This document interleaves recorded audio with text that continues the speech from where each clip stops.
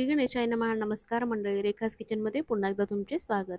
सध्या पावसाळ्यामध्ये मार्केटमध्ये गेलो की हिरव्या हिरव्या भाज्या दिसतात. त्यामुळे तर आज मी आणली होती मेथीची भाजी. तर चला तर मग तुम्हाला मी करून दाखवते मेथीची भाजी.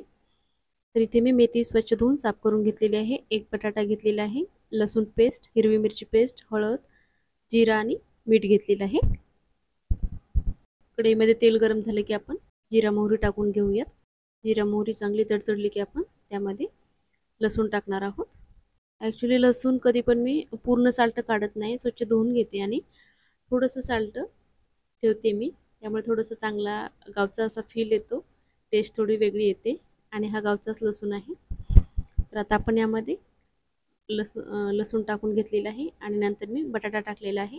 बटाटा आपल्याला हा चांगला तळून घ्यायचा आहे तेलामध्ये शिजेपर्यंत, कारण मेथीची भाजी शिजायला वेळ लागत नाही आणि बटाटा शिजायला थोडासा वेळ लागतो. त्यामुळे मी पहिलंच तेलामध्ये असं शिजवून घेत आहे तेलामध्ये. आणि बटाटा थोडासा मोठा असा आकारातच कट करायचा, जेणेकरून आपण पहिलं शिजवून घेतो आणि नंतर मेथी शिजेपर्यंत तो जास्त शिजू नये यासाठी तो थोडासा मोठ्या आकारातच कट करून घ्यायचा. आता हळद टाकूयात.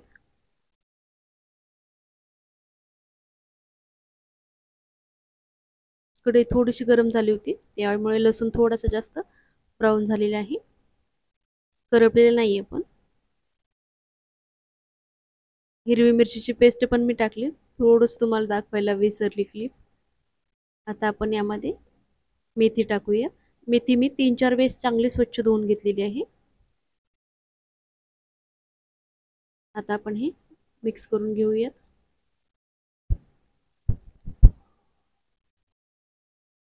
तर आपण नेहमी मुगाची डाळ टाकून मेथीची भाजी बनवतो, तर माझ्या मुलांना अशा पद्धतीने बटाटा टाकून आवडते.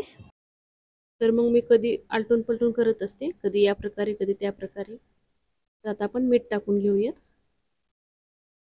खिडकीतनं ऊन येत आहे, त्यामुळे भाजीचा कलर वेगळा दाखवत आहे एका साईडने, हे बघा.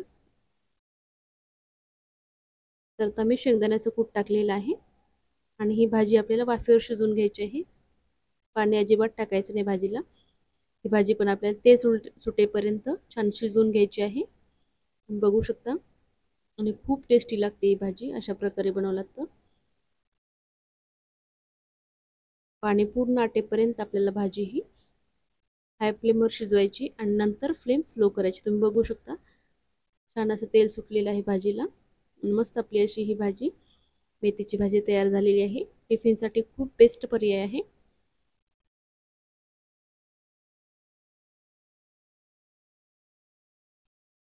तुम्ही पण अशा प्रकारे नक्की ट्राय करा. आणि तुम्हाला माझी रेसिपी आवडली असेल तर नक्की व्हिडिओला लाईक करा, शेअर करा आणि चॅनेलला सबस्क्राईब नक्की करा. चला तर मग भेटूयात पुढच्या अशाच एका नवीन आणि छान छान रेसिपीसोबत. तोपर्यंत धन्यवाद. श्री स्वामी समर्थ.